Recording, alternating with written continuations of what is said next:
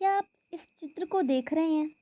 जी हाँ, ये इथेनॉल की बात हम में की जा रही है।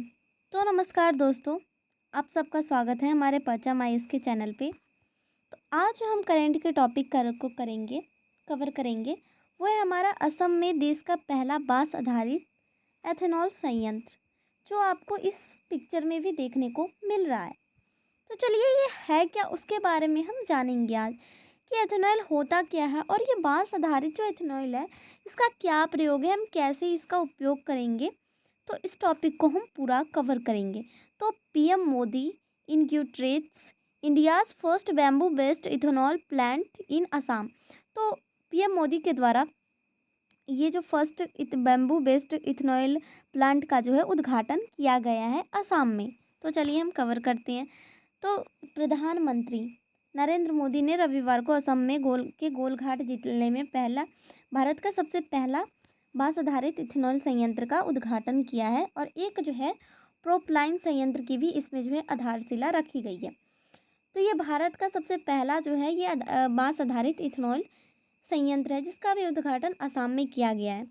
इसके साथ असम में जो ये बायो एथेनॉल के उद्घाटन को राज्य के गौरव के लिए की बात बताई गई। उनके द्वारा ये भी कहा है कि जो उद्घाटन हुआ है ये राज्य के लिए गौरव है।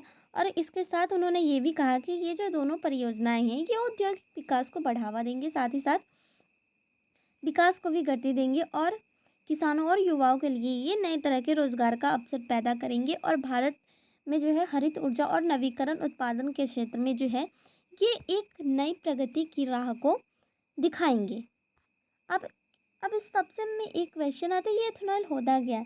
तो एथेनॉल एक तरह का जैविक ईंधन होता है जो कि गन्ना, मक्का, चावल और बांस जैसे पौधों में पाया जा सकता है। अब इसे जो है पेट्रोल में मिलाकर ग्रीन एनर्जी में इसका उपयोग होता है।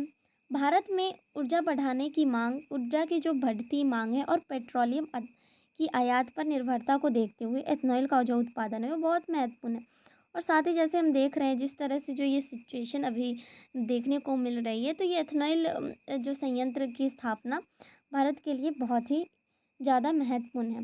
अब असम में ये संयंत्र देश का सबसे पहला बाँस आधारित एथेनॉल प्लांट है, जिसे नरेंद्र मोदी के द्वारा उद्घाटन किया गया और इसे आत्मनिर्भर भारत और हरित विकास की दिशा में एक ऐतिहासिक कदम भी पीएम के द्वारा बताया गया है। अब ये एथेनॉल है क्या? तो ये एक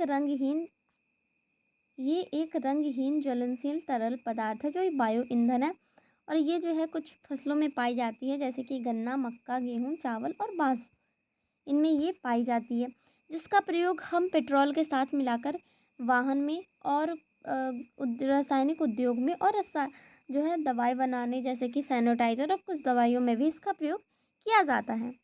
अब एथेनॉल को पेट्रोल में मिलाने से क्या होता है, अगर हम इसकी बात करें तो प्रदूषण इससे घटता है और इससे जो कच्चे माल पर जो है निर्भरता हमारी कम होती है और नवीकरणीय ऊर्जा को इससे जो है बढ़त देखने को मिलता है।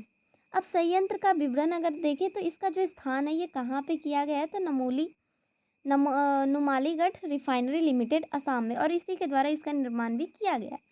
इसकी उत्पादन क्षमता की अगर हम बात करें तो 60 मिलियन लीटर जो है ये प्रति वर्ष इसके उत्पादन की भी बात की गई है, जिसमें हमें कच्चे माल के रूप में बाँस चाहिए और इसका उद्देश्य जो है आयातित पेट्रोलियम की निर्भरता को कम करना और ग्रीन एनर्जी को जो है बढ़ावा देना। अब इससे जो है किसानों को भी लाभ मिलेगा, साथ साथ क्षेत्रीय क्षेत्रों को भी, किसानों को जो है इससे बाँस के द्वारा जो है एक नए आय के स्रोत मिल चुका है और स्थानीय लोगों को रोज़गार मिलेगा और इससे जो है पूर्वोत्तर राज्य में जो है विकास की गति भी देखने को मिलेगी। अब इसका राष्ट्रीय महत्व देखें तो एथेनॉल भारत के ब्लेंडिंग कार्यक्रम का हिस्सा है, जिसे 2030 तक पेट्रोल में 20% एथेनॉल मिलाने का लक्ष्य रखा गया है और ये आत्मनिर्भर भारत और मेक इन इंडिया की दिशा में एक महत्वपूर्ण कदम भी है।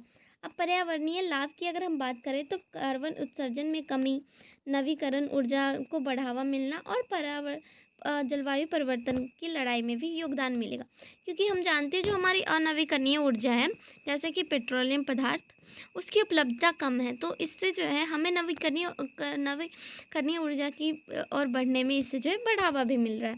अब इससे निष्कर्ष यह निकल रहा है कि यह जो ऊर्जा जो इथेनॉल की शुरुआत की गई है, ये भारत को ऊर्जा की आत्मनिर्भरता की ओर ले जाएगा। साथ ही साथ किसानों, पर्यावरण और अर्थव्यवस्था को भी इससे जो है लाभ मिलेगा। तो इसी के साथ हमारा ये टॉपिक कवर होता है। तो अगर आपको ये वीडियो अच्छी लगे तो लाइक एवं सब्सक्राइब कीजिएगा। Thank you.